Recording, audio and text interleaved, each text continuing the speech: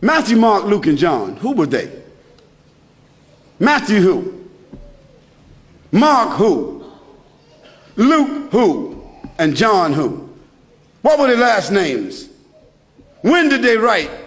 Did they know Jesus Christ? Did they walk with Jesus Christ? Did they eat with Jesus Christ? Did they talk with Jesus Christ? Did they even meet Jesus Christ? The answer is no, no, no, no. Conclusively. The earliest of them that wrote 40 years after Jesus Christ, so they never met him.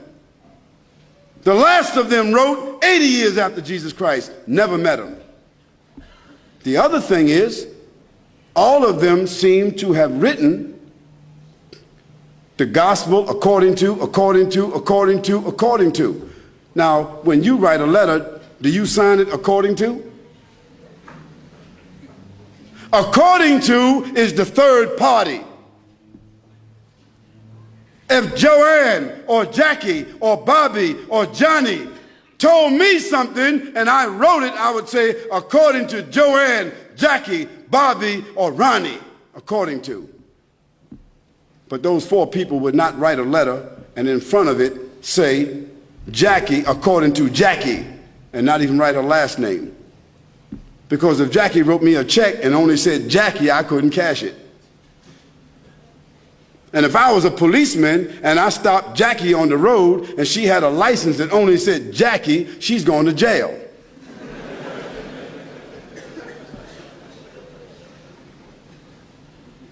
Where in the world is a document with only one name of four different writers that did not meet the one whom they're writing about? Where is that accepted in the whole world? Nowhere except in the Bible.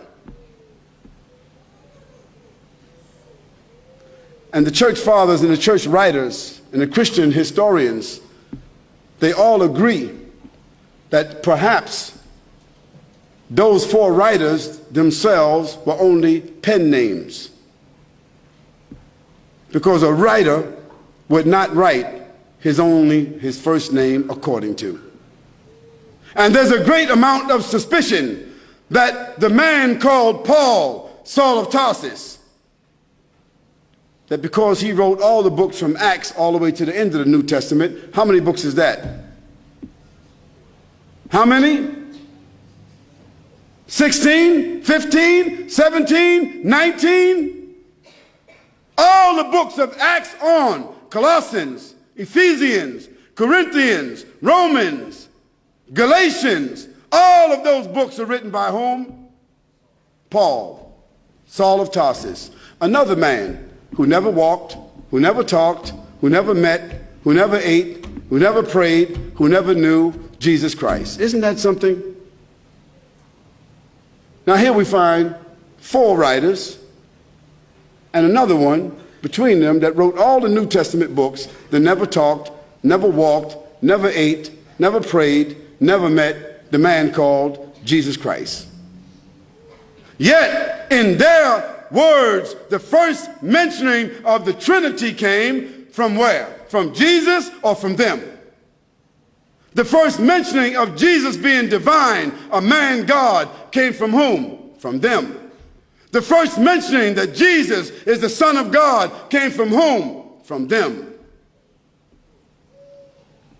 Jesus never said in his own words any such words, but it was the men who never met him, who claimed to have written, who didn't know their last names. And Paul, by the way, before he had that vision on the road to Damascus that only he saw and only he heard, guess what his occupation was? Do you know?